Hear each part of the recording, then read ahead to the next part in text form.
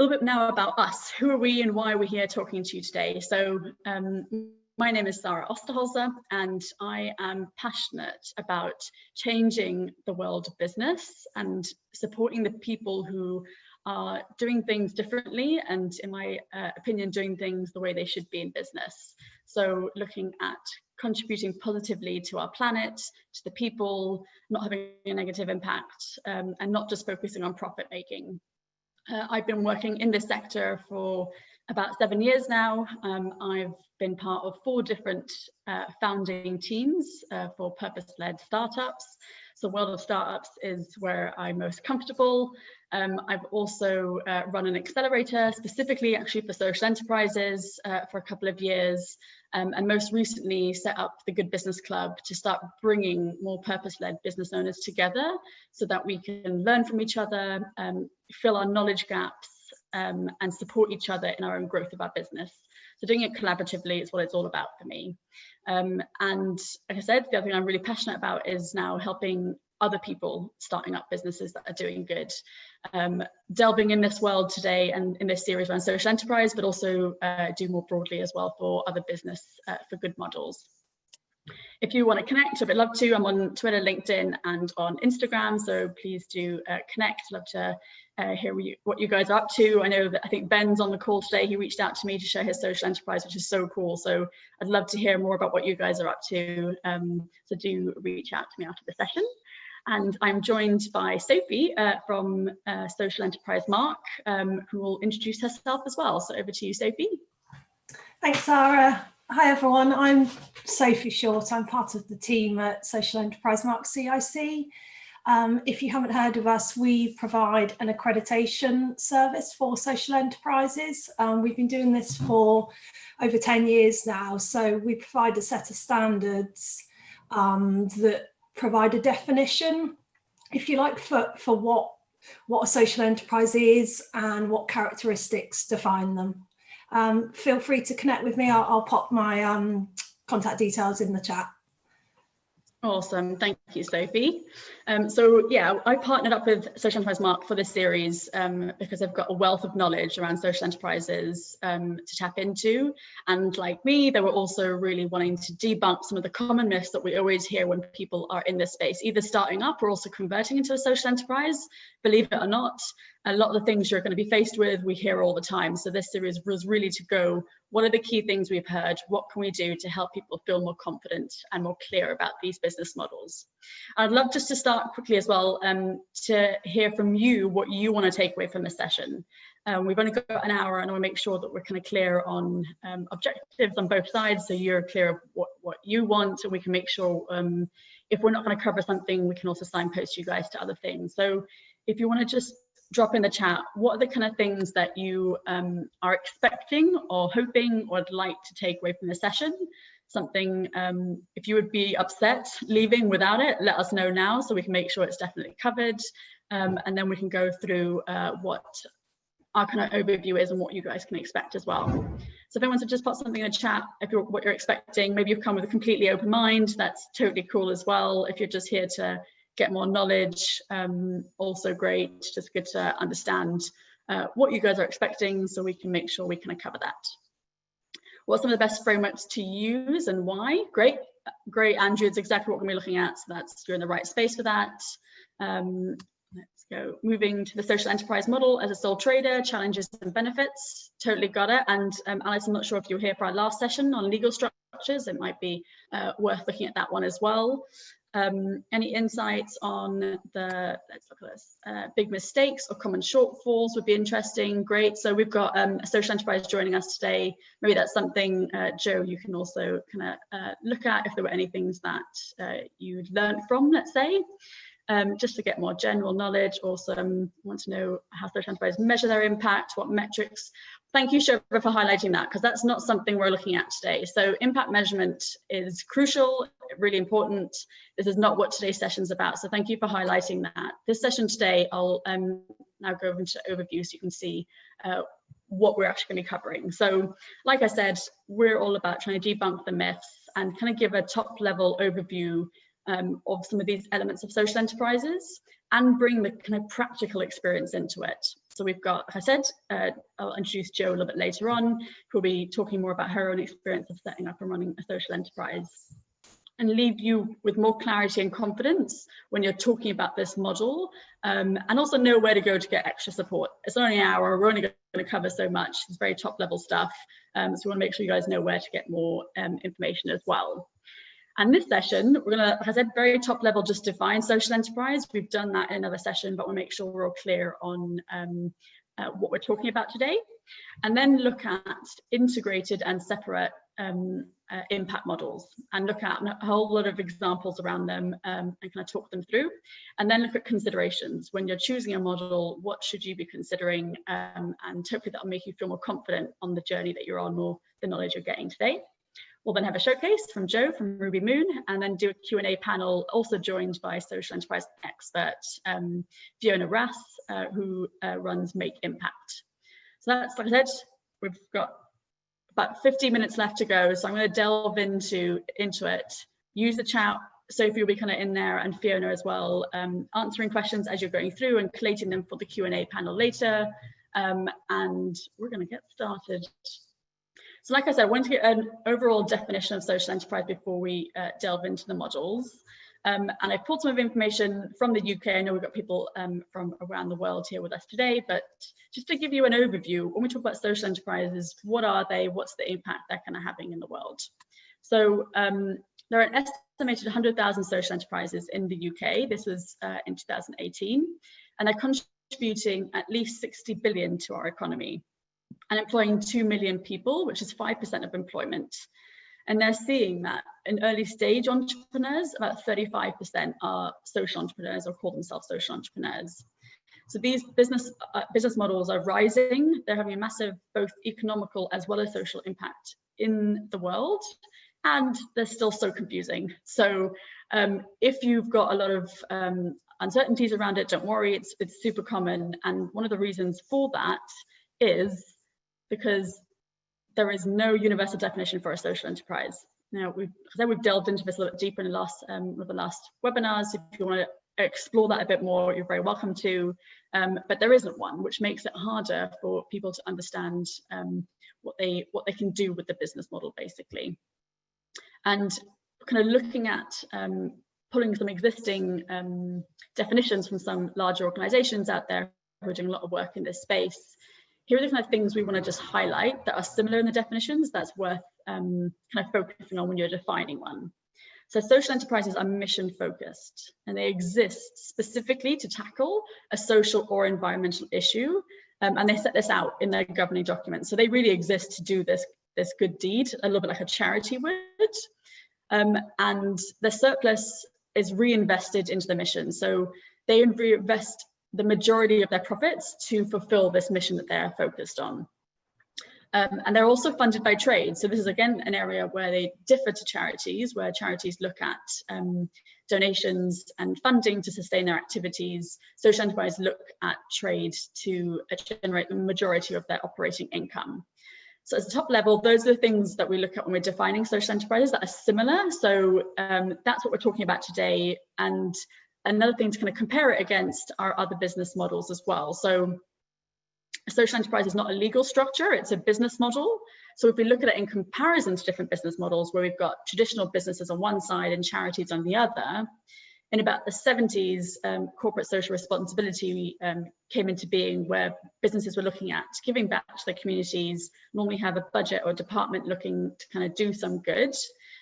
Which has also now evolved more to businesses that are doing good. So they're looking at, maybe not, unlike social enterprises, they're not looking to tackle a social issue or environmental issue, but within the mix of their models, they're looking at how they can do things better, either through looking after internally what they're doing with their people and the supply chain, or looking at how they can have an impact externally as well. And then there's charities that kind of, yeah, I said, kind of branch between charities and business for good. Social enterprise sits in between there. So these are the business models that we're looking at. Like I said, that was a very quick run through just to give you a summary. If you want to go into that deeper, please do look back at our other webinars. But today, let's delve into impact models. So when we look at defining this, or when I look at defining it, I look at it as in this model. So one is like an integrated business model, where the income activity and the impact activity are one and the same thing. They're very much integrated into the same thing. The other model is a separate one, where the income generation is happening as one activity, and then the profits from that, or the trade from that income trade, will then go into sustaining an impact activity that's happening somewhere else. So just as a very top level, that's one way of looking at it and how we're going to look at it today. But some things I want to just highlight is it's not always so clear cut. Some social enterprises will have numerous different models that they'll incorporate to make income in different ways, potentially. So there'll be different versions. So it's not like I'll just pick that one and that will be it. You could pick a few. I've also used some examples of businesses that might not specifically define them as social enterprises. Some might be a registered charity, others might be more talking about business for good. Don't worry about that. I wanted to just bring some ideas and inspiration to you guys today to look at the different models so we can actually get away from the theory and look more at the practical side. So if we look at the integrated models, here are some ways of defining it. So one is if you've got a model where the product or service that you are creating is specifically for a beneficiary group, that could be the core aim of what you're doing. It could be that the product is made by the beneficiary group, or a service is delivered by the beneficiary group, or your product can be made from recycled or reclaimed materials, being more sustainable, or you're looking at something like whole systematic change and doing things completely different in the way that you're doing it. So when we talk about beneficiary group, we're talking about the people who you want to have an impact on, who are going to benefit from the things that you're doing. And you'll define that depending on what kind of social or environmental issue you're looking at. So if we go deeper on these guys with some examples, one for if your product or service is for a beneficiary group is a social enterprise here in Brighton called the Bevy, which is a community-owned pub. And they exist in their community, which is an estate just outside on the kind of peripheries of the city, where all the community spaces had disappeared, and the community decided to buy the pub that was closing down so that they could actually run it for the community. So everything they do there makes it more accessible and is tailored to what the community actually needs. So yes, anyone can go and get a pint there, and you'd be obviously inputting into the sustainability of the social enterprise, but everything they do really is for the community, and the community are the ones who are coming to use it. That's really what they're all about. So they've got a service that's specifically for their community, and that's the core of what they do. Then if we look at if your product is made by a beneficiary group, I've got two examples here. Again, most of these are all UK-based examples just because of the ones I know in my own community. So Soapco are a social enterprise that support people who are blind or have other disabilities, and they're the ones who make the kind of soap and products for the bathroom, and then they sell it out to the open market. So really amazing quality products, but for them it's all about giving employment to people who potentially otherwise wouldn't be able to get it somewhere else. So that's the impact that they're having, and the soap is just the product that they can sell to sustain all of it and have the impact they want. Harry Specter, very similar. So they make chocolate, delicious chocolate, and for them it's all about supporting people who've got autism to again be in the kind of working environment and get employment. So they do everything from making the chocolate to kind of designing the websites, doing all the promotional stuff as well. So it gives them employment opportunities and skills to develop if they want to go somewhere else as well. And it's all sustained by amazing chocolate that you can buy as a consumer. Kind of similar to that is if a service is delivered by a beneficiary group. So there's another social enterprise called Team Dominica down here in Brighton that supports adults with learning difficulties into employment as well. And they do everything from training and also run a cafe that they get their experience through their training to actually be front of house. Again, as a consumer, you can just go in, get coffee, have a meeting there, buy a cake. Cakes are amazing. And all the while that sustains the activities they've got to train people to get them into the employment as well. I just realized there's a lot of themes around employment here. So the big issue is very similar. So supporting people coming out of the homelessness cycle, and they create a magazine, which the vendors are the ones who go out and sell it, so they get the experience and of running a business, and they sustain it themselves, and they get the income from it, and it gives them the experience and confidence to go out and run their own businesses and get them out of the homelessness cycle. So you can go, every time you buy one of those magazines, you're actually helping sustain everything that the social enterprise does. So that's the kind of similarities between the two of those there. If your product is made from recycled or reclaimed materials, so there's a great model as well. So I'm not going to talk about RubyMoon because Jo is here today to talk about that. But community wood recycling have hubs around the whole of the UK, and they go and recycle lots of wood that's been chucked away either by individuals or by organisations, and they store them and reclaim them. So you can either go and buy wood planks, or they actually create beautiful furniture or do bespoke pieces that people pay for as well. And again, that money generating in allows them to sustain the whole of the initiative. So that's products made from reclaimed materials. And then systematic change. So there's an ethical supermarket in Brighton called Hisby, which stands for how it should be. And everything they do is changing the way that supermarkets are being run. So they have a lot of their packaging they put it all into these containers where you can actually don't have to have plastic packaging, you can refill things. And they also have another really good way of managing their costs, which I'll talk about in a second later on. But every time a customer comes in and buys from Hisby, they're making a massive change in the way the supermarkets are going to be run. So it's a whole systematic change, and it's integral to everything they do, everything that happens there. They only supply people who are ethical or local, so it's changing the whole system. So they're kind of very much integrated in everything they do. So that's the kind of more integrated models, and we're looking at the kind of separate ones. Here are some examples I want to give you today. So you might have heard of the buy one, give one model, which I'll look at. There's also the pay it forward. Some people might be using the profits or part of their sales to give to external organizations, or you might be using your profits to sustain a separate part or subsidize something else that you're doing, or you could have fully funded projects as well. So you get funding from somewhere else that allows you to do a project, an impact project somewhere. So the buy one, give one, made very famous by Tom's Shoes. So every time you or a customer buys a pair of shoes, they'll give a pair of shoes to a child in a developing country. Pala Eyewear, similar in that if you buy a pair of sunglasses, or a customer buys a pair of sunglasses, they will pay for eye care for a child in Africa. So very much, if whatever it can be mirrored in the types of products that you're selling, which is just a nice kind of story. So obviously Pala Eyewear, it's about eyewear, supporting kids with their eye treatments. Again, buy one, give one shoes, but it could be something completely different as well. You could say if someone buys a watch, you'll give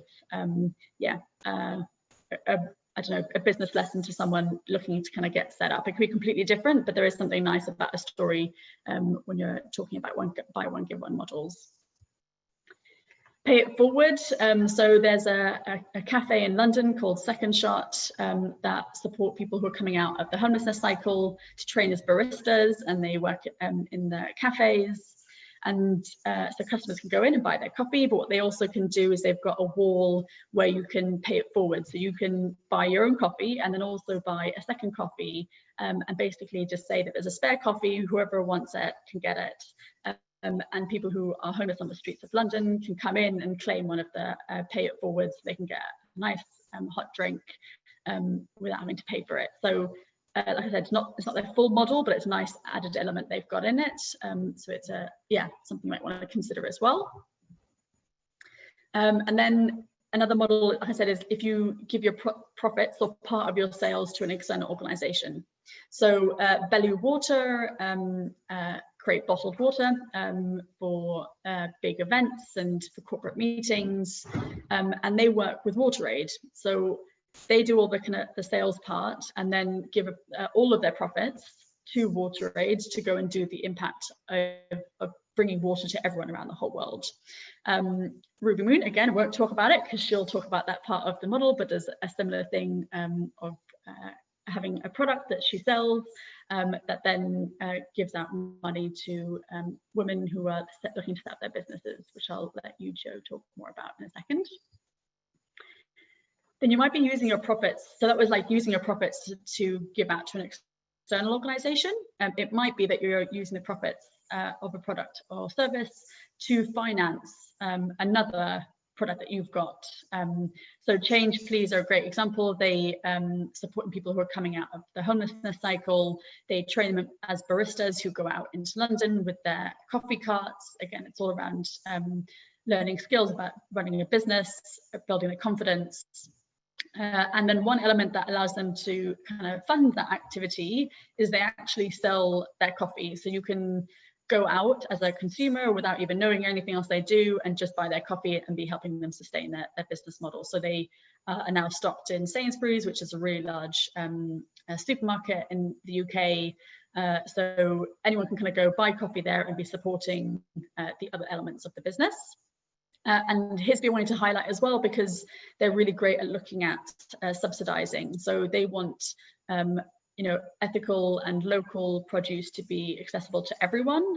So they actually look at sometimes taking a loss on certain items and then balance it out and making certain other products more expensive for people who maybe have got the money to spend, say on like a honey that's more expensive.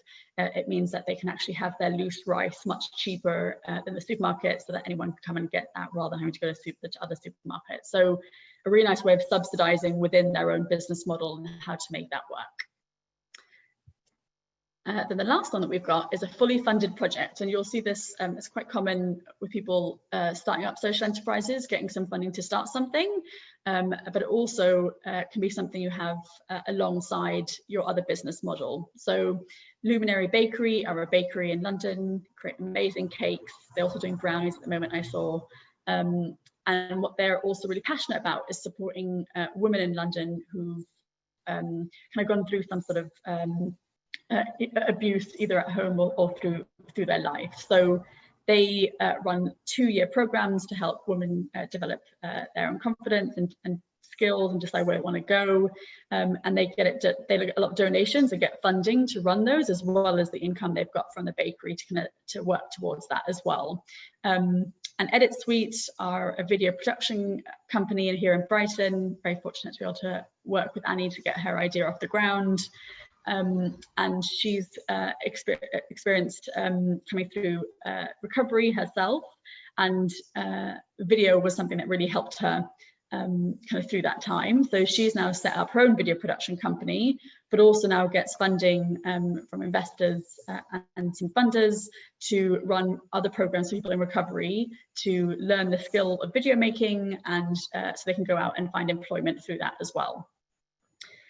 So that's kind of very top level with examples. I know I'm kind of rushing through this quite quickly because we've got only an hour to get a lot in, but wanted to kind of give you also some really good different examples to just inspire you of thinking about different models.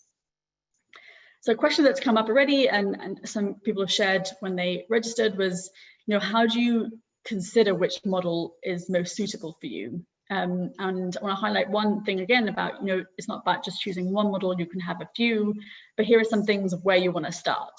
So the most fundamental thing, which is why it's on top of the list, is really what are your beneficiaries' needs? What do they need for you to have the impact that you want to have? And how can you build something around that? So for example, when we're looking at the social enterprises helping people back into employment, they saw that actually giving people real life experience and getting training as well as being in front of customers and having that experience was really fundamental. So they've chosen models to run cafes or to get people out onto into shops or into the streets to actually be selling, because I know that's fundamentally part of the process of helping people. So they've designed that element because it was important for the beneficiary group. Your customers' needs, so the people who are going to buy it or fund it, what do they need? Is it something that, like we're talking about funders, is it something they want to put money towards? and has to have that match in between that as well. So if you're looking at funders or your customers, what are their needs so that you're giving them something they actually will buy, rather than just giving them something and they're like, I don't actually want that, and then you're not going to sell any of it. So with a social enterprise, you really have to think about those two different groups that you're trying to serve, on the beneficiary and also the customer, and make sure both of what they need is what you're offering. Then look at the product or service. So is it something that you can trade in the open market? Like that's where you can look at your customer as well. So look at that. Is it something, who's your customer? Is it something you can go in the open market with and explore it that way? And if not, I would always say, like, what is it that you could produce? I'm kind of wanting this session to maybe spark some ideas to help you think outside the box. You might be clear on something of what you want to develop now, but think outside the box. Is there actually a product that you could create? It doesn't have to be related at all, or it could be completely related. That would actually allow you to develop income to sustain the business as well. The other thing to look at is obviously the cost and the market value. So starting with your cost is, again, fundamental. How much do you need to have the impact you want to have? And that's when people start looking at different income streams to sustain it, or they're looking at subsidizing or creating a different product that funds it. So look at the costs as well and see how much you actually need to sustain that impact activity, and then look at how you can fund it in different ways. And the last ones I think are also really crucial, and some really good examples here around this as well. So what's your area of expertise or passion? You know, it might be that like with Belly Water, they just knew they could actually really sell water, but they knew that their expertise wasn't in actually having in the impact side of bringing water to people around the whole world and making that possible for people. So rather than embark on something that was actually a huge thing to take on, they must have decided, look, this is the thing we can do, and actually support another organization that's doing that already. So think about where your expertise are and where your passions are, because that's the area that you're good at. So to stick with that and see what else you can kind of create around that. And think about your time as well. If you look at all the different models we explored today, some of them will take a lot more time to deliver and to have the impact you want and to run and to create. So think about how much time you've got and how much time your organization can spend on something, and design it around that. And the last one that I think collaboration is really important to me. I think it really is the kind of secret to success for good businesses. So look at other existing organizations, you know, who's already in the space, because everyone will be doing a lot of things in the area that you're really passionate about. Can you collaborate with people? Can you do something to support someone else? If you can create the income to sustain another impact activity that someone else is running, or there might be partnerships, you can come together and collectively fund something. Look at other organizations out there, so you're not just, you know, on this cause on your own, and see what impact you can be having by collaborating or working with other organizations as well. So a lot of considerations, a lot of different models, hoping that you'll feel a bit more inspired and just clear that there are actually a lot of options of when you're shaping social enterprises. And now I'm going to hand over to Jo, who is actually the first social entrepreneurs I ever met. And an amazing, inspiring woman. She's been working in the fashion industry for a few decades now, and saw firsthand the impact of fast fashion on our world, to our people, and set up RubyMoon, which is an ethical swimwear and gymwear brand that produce garments that are created from recycled fishing nets, which are amazing and really sustainable and beautiful. And then they also, she gives out her profits to women in developing countries so they can start up their own businesses and sustain themselves and their families, which then gets reinvested back into the business when they can pay it back, which goes back into creating the next kind of garment. So that's an overview. Over to you, Jo, to share about kind of 10 minutes about why you chose the model, what you've learned, anything you can share with other people who are considering different models. And I'm going to stop sharing because I know you've also got some slides that you want to share. Thank you so much. I'm hoping you can hear me okay. I've had a few issues this morning with my computer. Can you hear me okay? Yeah, we can hear you. Great. Okay, so I'm just going to go full screen. Oops, no, wrong one. Oh, gosh.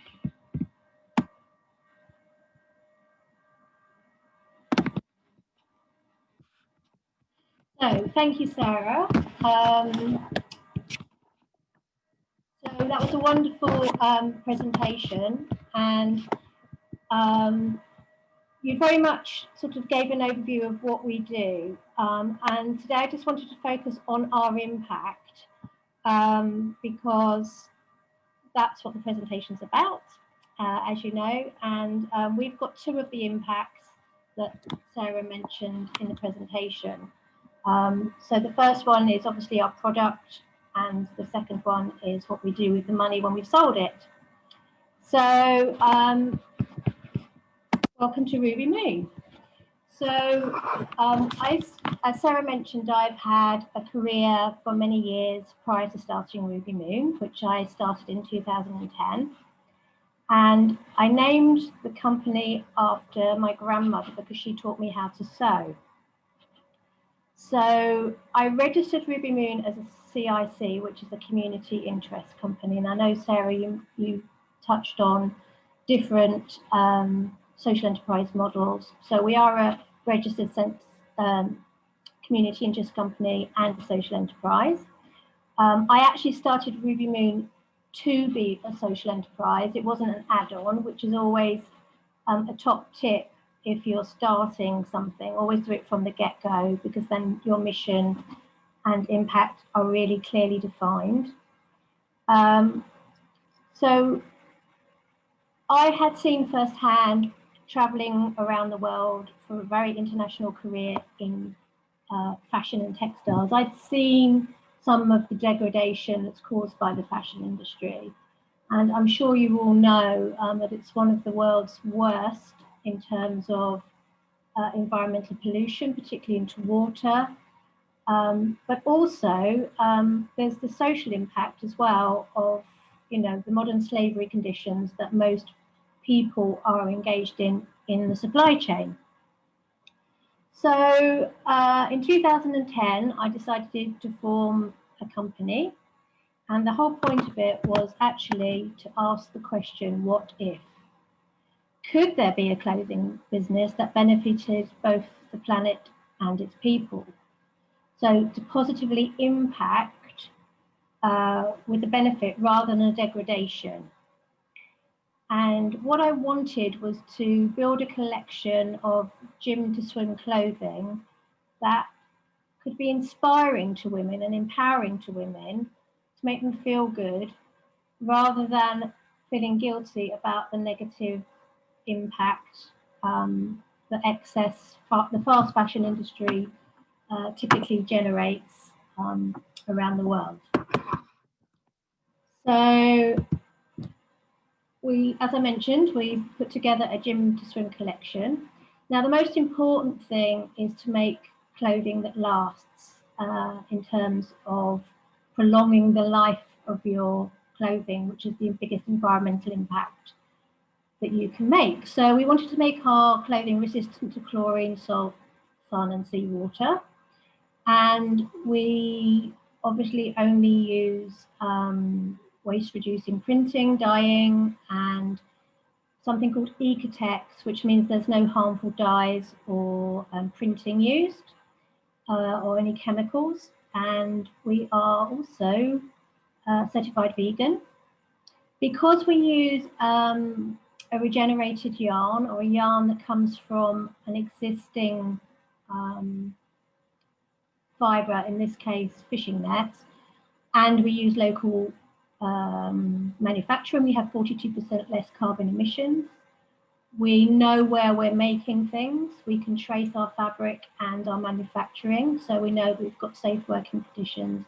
And the whole collection is meant to be mix and match. So doing more with less pieces.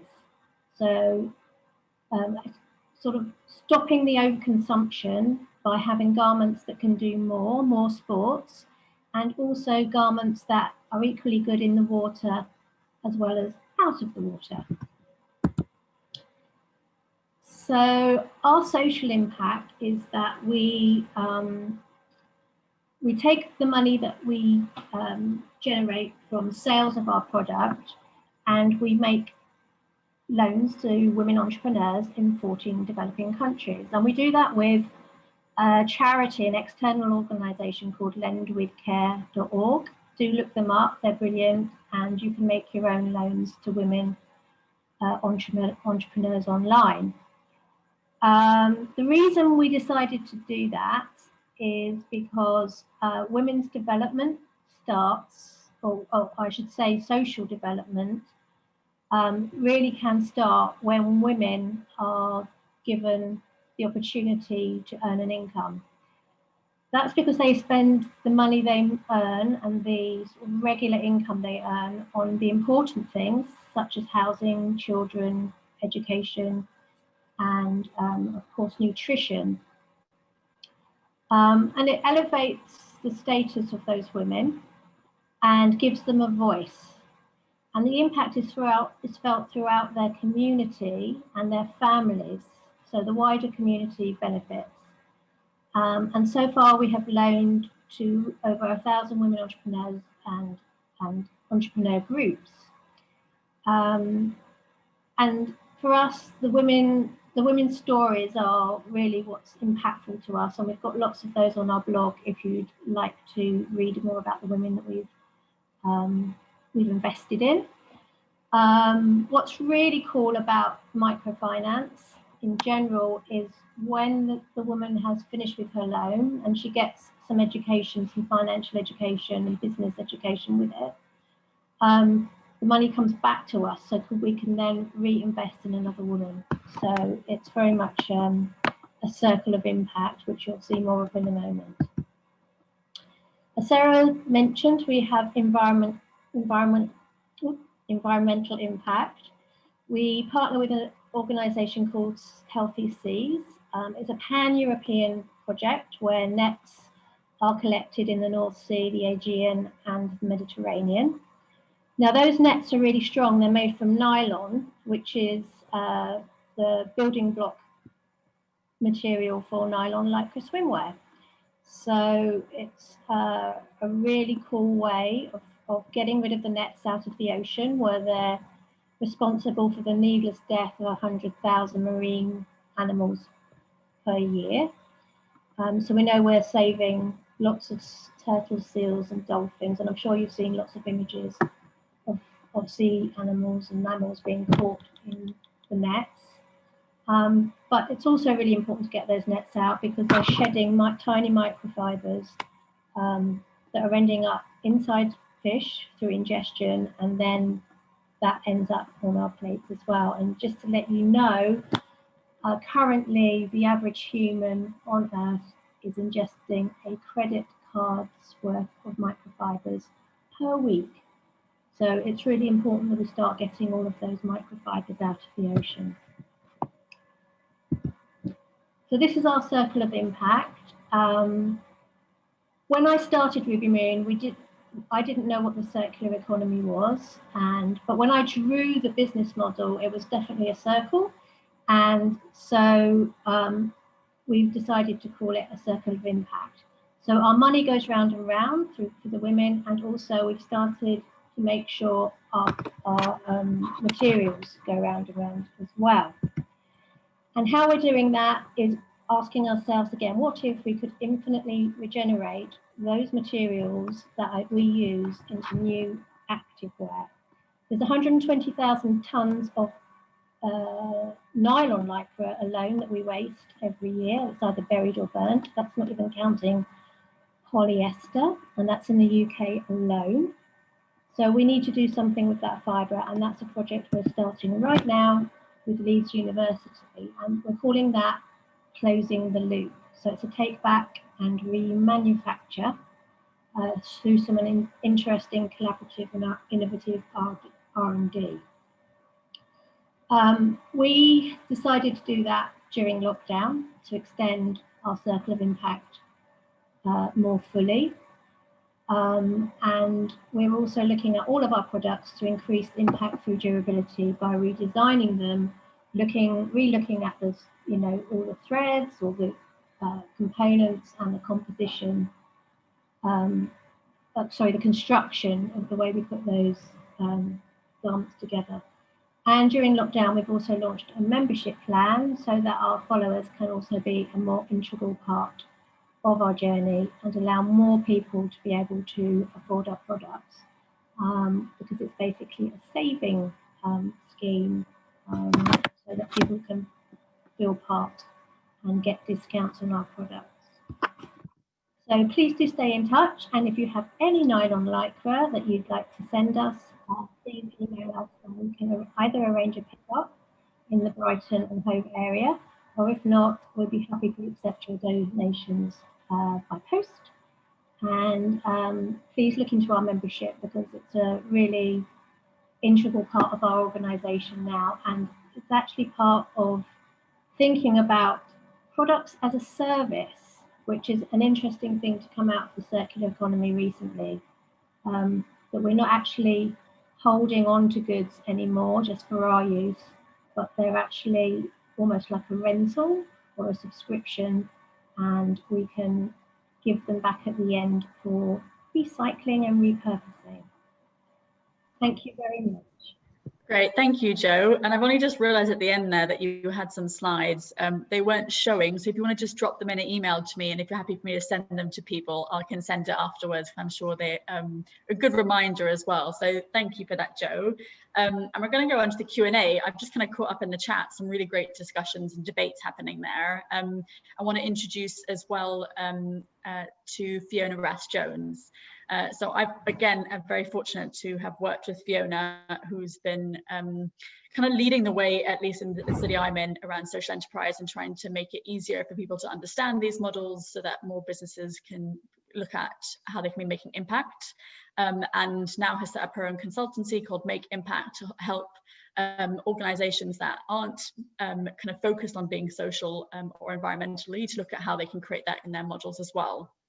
So I'm going to hand over to Sophie, who's going to facilitate the panel. So pop your questions in the Q&A in the chat, and we'll use those for the Q&A. So over to you, Sophie, and Jo and Fiona, if you want to go off mute, and then we can have a little discussion for the next 10 minutes around this.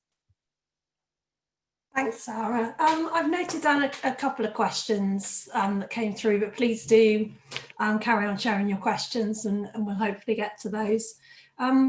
Something that I noticed that came up earlier on in the chat was talking about how businesses and social enterprises can make sure their impact remains relevant, because, for example, what's considered ethical today might not be in a year or 5 years' time. Can we get your thoughts on that?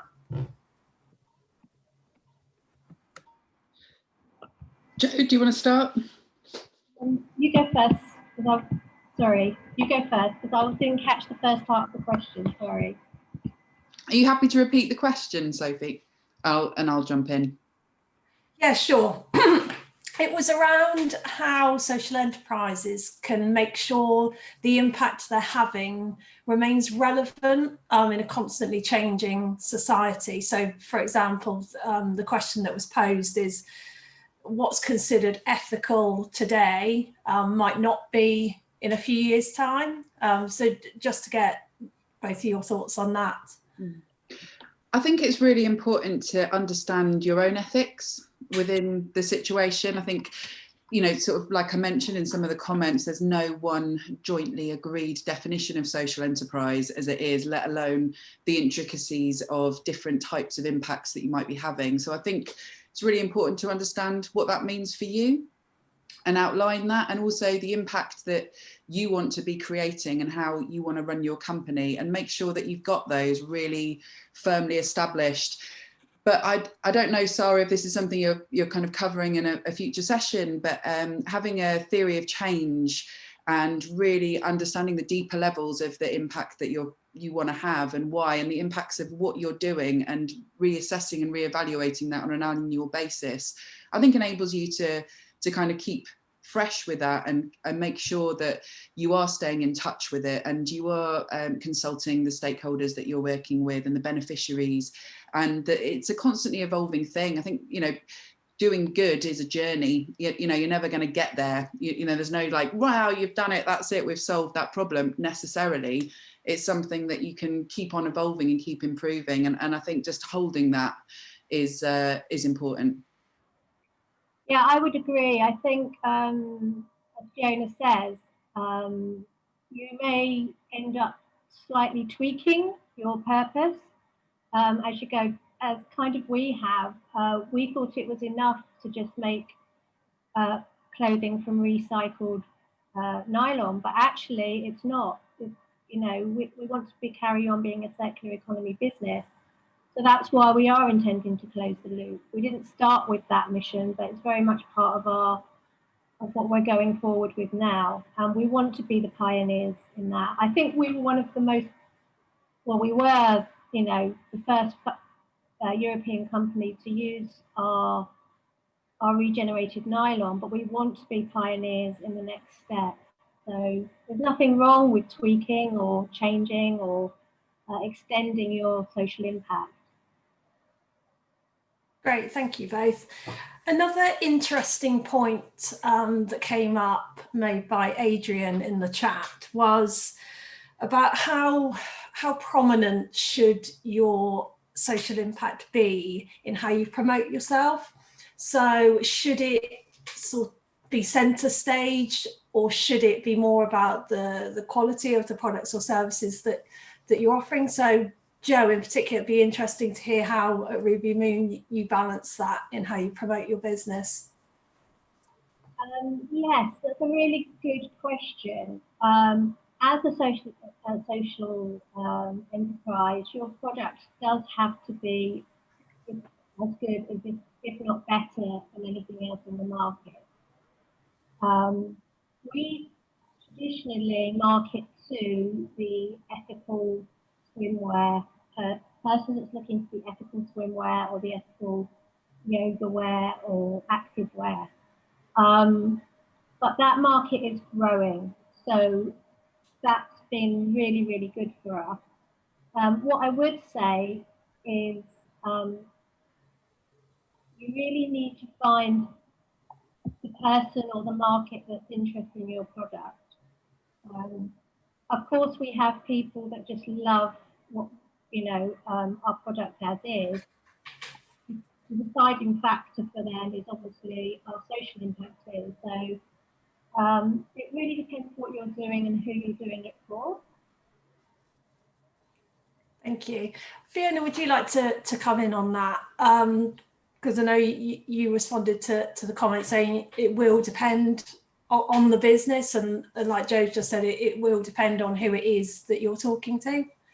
Yeah, I mean, I think it depends a lot on you know, your personal preference. You know, I think that, you know, you're driving it, and I think that decision has to sit with you. But I think it's good to consider you know, how it might help you achieve your overall aims. So, you know, if it's going to help you sell more products, which means that then you can do more good, then that would be a very compelling reason. But I think as well, you know, you might look at it in terms of, you know, how you can extend your impact. So a lot of companies, you know, do with campaigning, and being able to kind of shout about their product or service can be front and center in terms of them achieving their impact. So you look at Tony Chocolonely, for example, you know, they're a really interesting chocolate brand.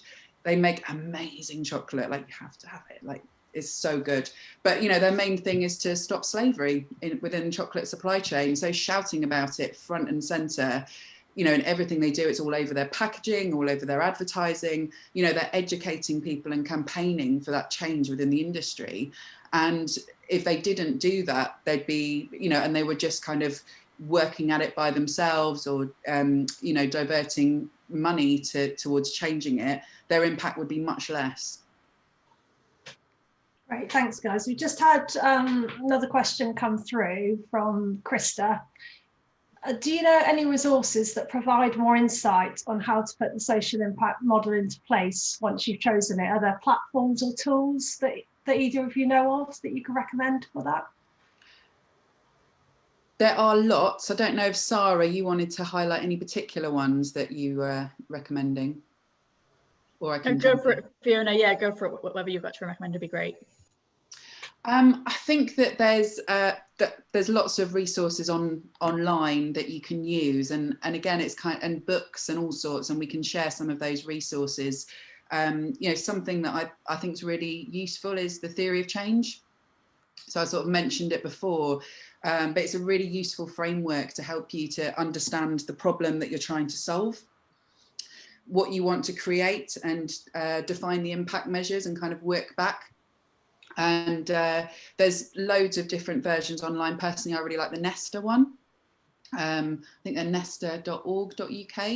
If you type in theory of change there, I think that's, you know, once you've looked at the impact model, it's good to take it and decided and thought, oh, okay, this is maybe how I want to create this impact. It's good to take a step back and really understand the problem. So for example, with some one-to-one models as well, like, you got Tom's Shoes, they were like the pioneers of doing the one-to-one model, which is, for every pair of shoes bought, they give a pair of shoes to someone in need. However, they've received a lot of criticism for that, because actually when they're looking at the problem on one level. So it's like, these kids don't have shoes, let's get them shoes. But why don't they have shoes? And why is that? And what are those deeper reasons? And if they give shoes, how does that affect local shoe sellers or their parents' feelings about that? Or, so I think it's really important as that first step to delve into understanding the problem. That's great, thank you. I think we probably need to start wrapping up.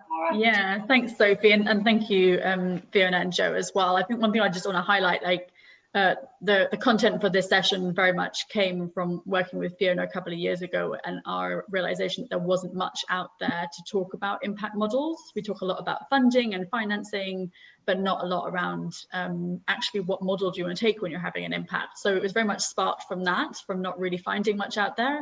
I know Adrian shared a resource, which is great, but I think Fiona's point is really important. It will all really be tailored to what you're trying to do. So actually sitting down and talking to someone through this journey can be really kind of fundamental. I hope that this inspiration today has sparked something, but find people around you who you can just create this with, brainstorm, capture it, and design it based on what you need. To Jo's point, her model has evolved over time. It was something in the beginning and has developed. So what does that start with for you? I think is a really good place to go. And if you've got lots of ideas, that's only a good thing in my eyes. So thank you all for your contribution today as well.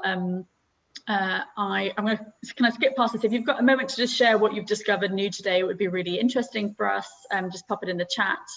I want to just highlight some places where I would encourage people to go to get more support. So Social Enterprise Mark are a great one for getting an accreditation to increase your visibility as a social enterprise, but also through that process you get support kind of around legal questions, as well as some of this stuff. You have someone to actually have a conversation with as you're discussing it. So there's a lot you can get as well as the accreditation. And I'm also part of a team who run the Good Hustle, which is a social enterprise startup course, which is all online. And it takes you in 10 weeks from your idea into a launch ready business. It's the only course that I know that works specifically with social enterprises. So you really get the experience of people who understand the model, and also would encourage everyone to join the Good Business Club. If you're looking to find like-minded people where you can soundboard ideas, you can pick people's brains, you can kind of go and develop your idea or grow your business with other like-minded business people. The club is now again online, so if anyone's wherever you are in the world, you're very welcome to join and get the support you need, because you don't have to do this on your own. And I'll follow up this session, one with the recording, but a few people have mentioned some questions around legal elements of the business, which we discussed in the last webinar, so I'll link to the last webinars as well, so everyone's got that to go and redigest. And yes, wish you all luck. If you are setting up a social enterprise, do join us for our next session, which is going to be around funding and finance. I think it's probably the most popular one we're going to do. So how do you actually get your idea off the ground, but also how do you sustain it? And we look at not only just funding, look at other ways to finance. And we've got Ruth Anslow from Hisby, who we mentioned today, the ethical supermarket, who have successfully crowdfunded twice. They are sustainable through the traded income as the supermarket, and they've also raised investment to open up a second store. So a lot of different experience around funding and finance that she wants to share with you guys. So hope you'll join us. Do reach out if you've got any questions before then, and enjoy the rest of your days.